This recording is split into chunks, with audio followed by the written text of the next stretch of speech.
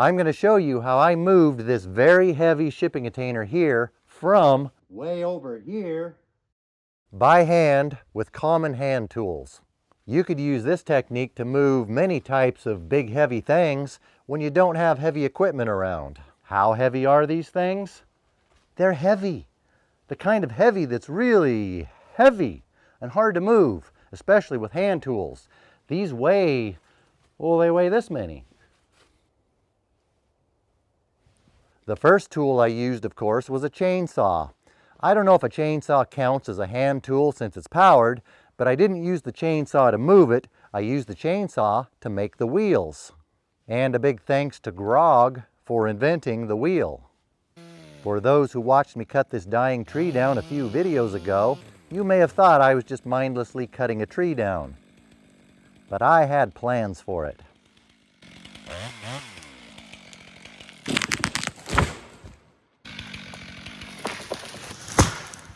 I knew I was going to need some wheels.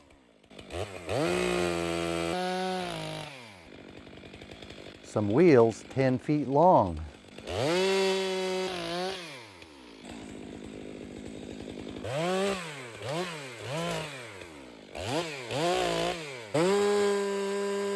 This tree doesn't have enough wheels, but we have another dying tree next to it. Between the two, we should have plenty.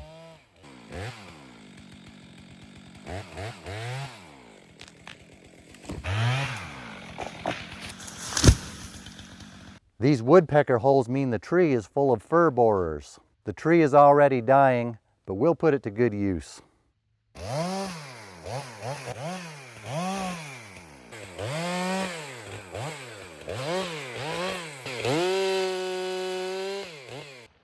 Don't worry, we'll get to the moving the container part soon. First, we got to get these wheels out so we can use them. I think most people would call them poles, but in this case, we're going to use them as wheels.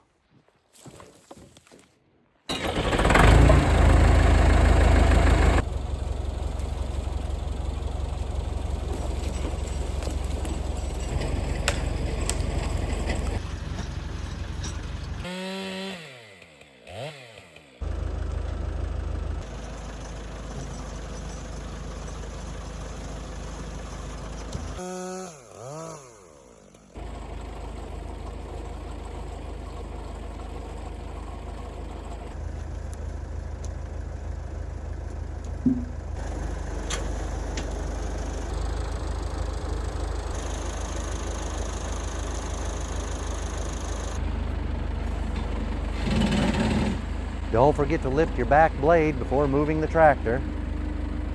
And put some air in your tires well before they start to look like that left front tire.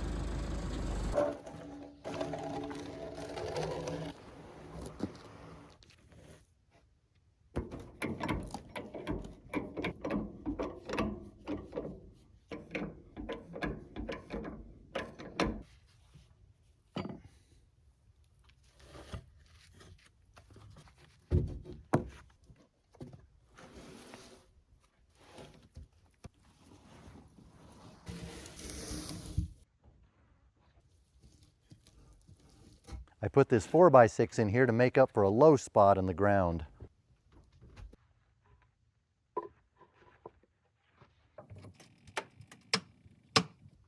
The container was oriented this way. I needed the front end of it to swing around to get it to go that way.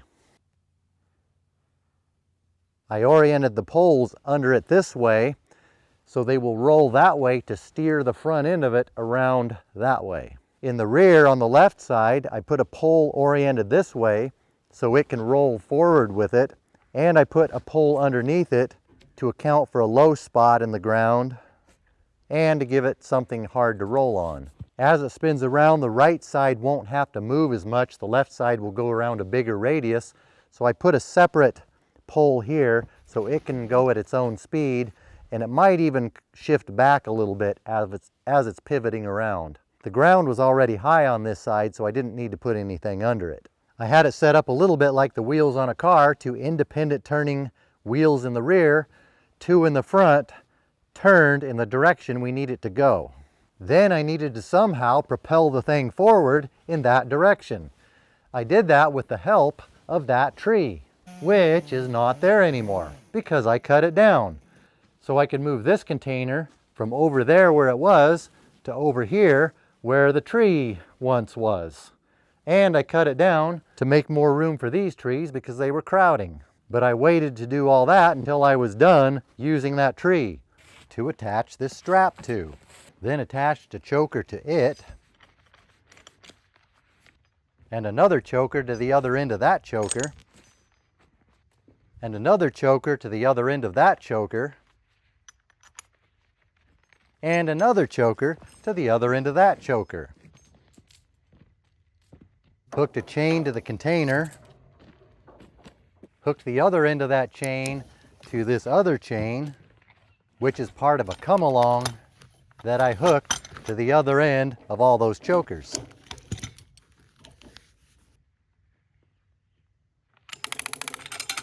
This is a 1.5 ton chain hoist that I'm using as a come-along. Come-alongs can come in different forms. They are quite common and very useful tools to have.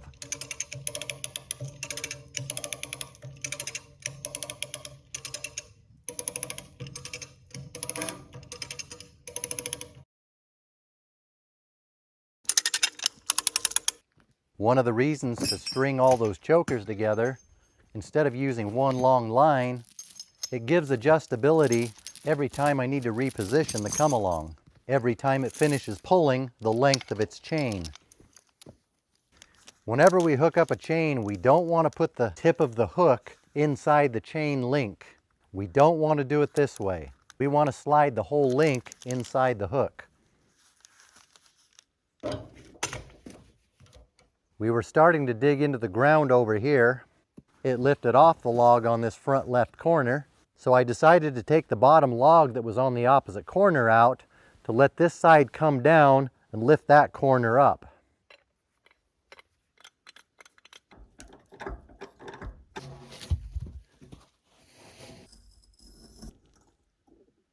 From the beginning, I attached a chain from this tree to the back corner.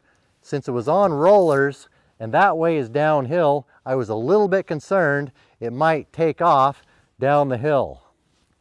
And I didn't want it to go down there because it's down there. I don't want it down there, I want it over there. If it went down there, that would be a whole other video, getting it out of there. Lowering that back corner, lifted this off the ground. Reposition the log so we don't roll off of it, and start cranking again. If you haven't figured it out already, this method's going to involve a whole lot of cranking. Fortunately for you, I'm the one doing the cranking. You can just sit by and watch.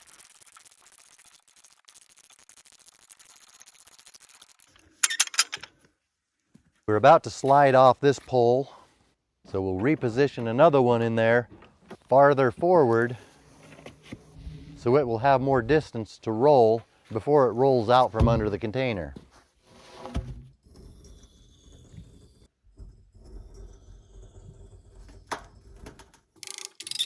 The log on our right rolled out, but most of the weight was on the other log, and the timber is sliding along the ground so well, I just kept going with it.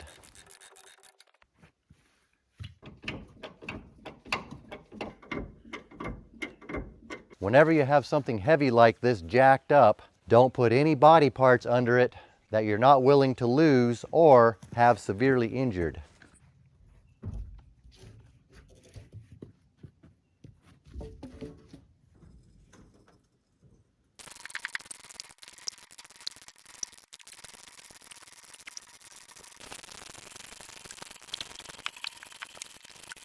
That was the hardest part, getting the container turned in the direction we need it to go.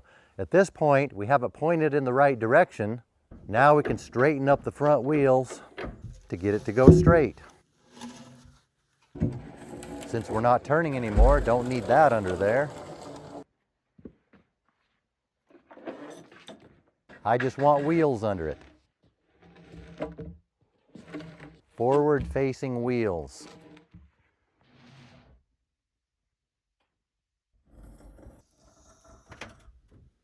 I'll attach the chains from both corners to get a straight, even pull on it. This is where the adjustability of having multiple chokers and chains strung together instead of one long line comes in handy.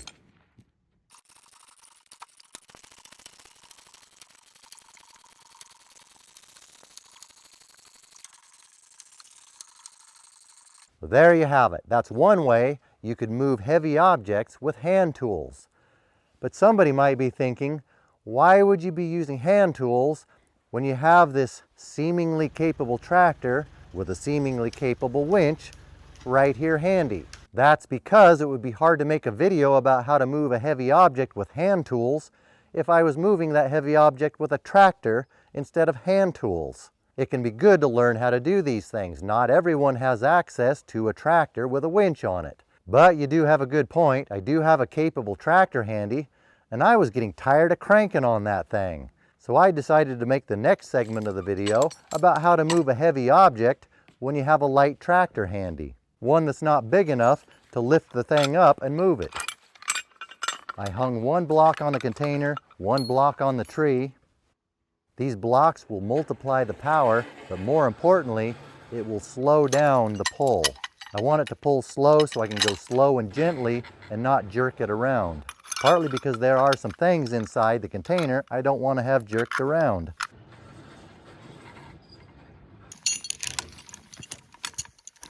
Now we have 3 segments of cable pulling on the container. This will multiply the force by roughly 3, minus a little bit of friction and other forces, but we'll only be pulling at 1/3 the speed.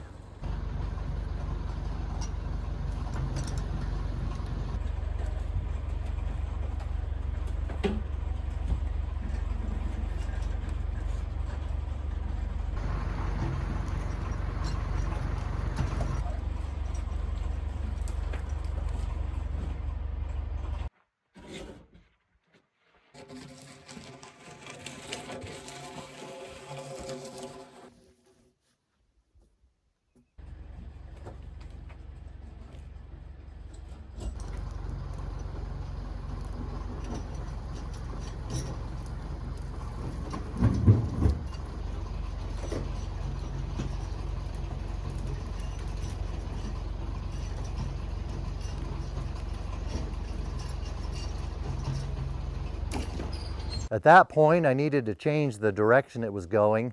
It was going toward the tree where the block was. That helped get it around all this paraphernalia. I needed it to turn more that way. I'll take the block off this tree, move it more in the direction I need it to go. It's good to be mindful of the damage you might cause to the trees by doing this. Using the strap helps, and these are both trees I'm going to take out anyway to thin them out because they're starting to overcrowd. Adjust the next wheels it will be rolling onto to help steer it in the right direction.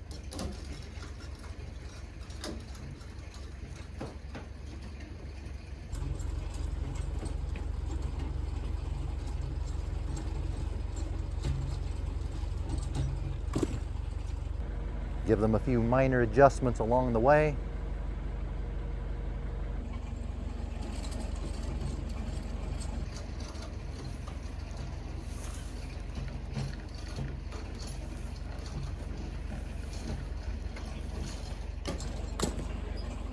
Now I have it pointed in the direction I want it to go, which is directly toward the tractor. I'll take the block off this tree that's pulling it to the side and hang it directly on the tractor. That way it'll pull it toward the, it'll pull it toward the tractor. Throughout this whole process, we're just playing a big game of leap log here. As they come out the back, we pull them around, move them up to the front.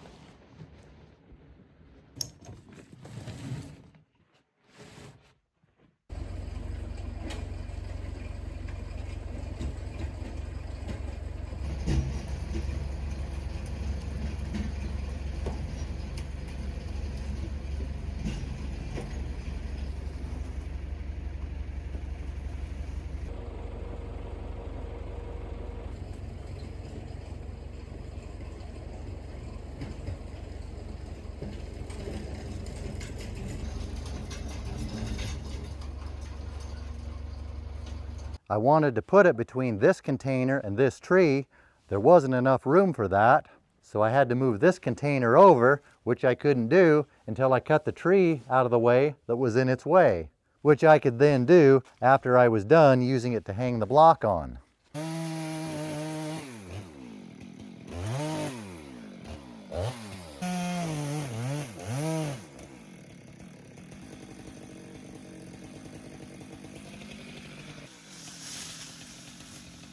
Then I ran into a problem. I had that container parked right here, which was in the way of the tractor that was right there, that I needed to have over there to pull that container that way.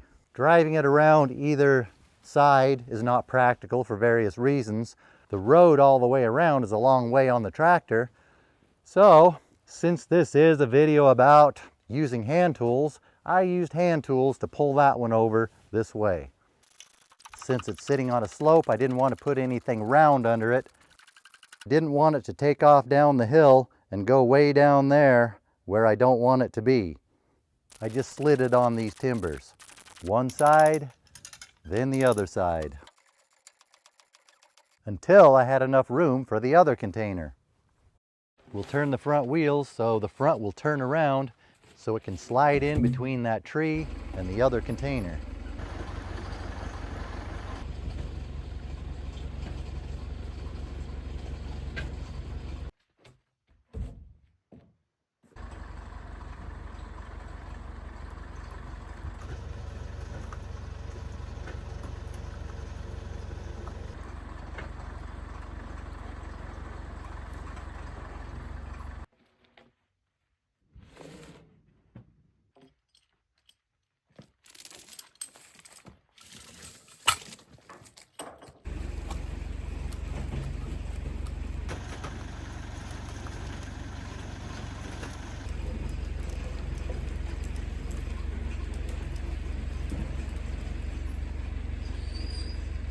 I'm taking it off the round things, putting it on the square things, because we're getting it onto a bit of a slope.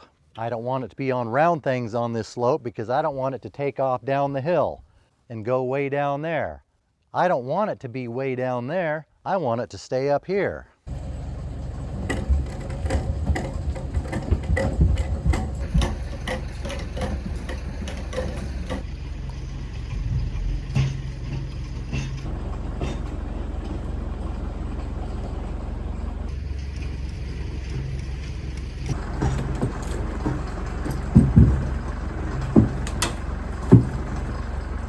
After a little more pulling it this way, a little more pulling it that way, a little more pulling it the other way, I finally got it where I wanted it.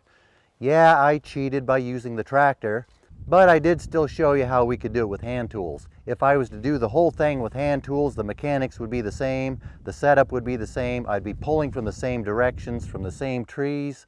The setup would be the same, it would just be a different method of propulsion. I could have done the whole job with hand tools, but I didn't want to, and it may have added a day or two to the job. Maybe the lesson here is, why do things the hard way when you don't have to do things the hard way? But it's good to know how to do things the hard way in case the hard way is the only way you have to do it. You could also do this the easier way without the tractor and the winch. I've shown in other videos how you could use a pickup or other heavier duty vehicle, something four-wheel drive. It wouldn't even have to be that heavy. It could even be something lighter like a Jeep or a small pickup. Using a long line or a heavy rope with the right rigging, you could move something like this just about as easy with a setup like that. If you're new here and you'd like to see how I was able to unload these off the trailer by hand, I'll put that video up here somewhere. And I didn't even cheat with the tractor when I did that. And if you're wondering, what is up with these containers? I'll put something up there for that too. That should give you something to do until my next video comes out.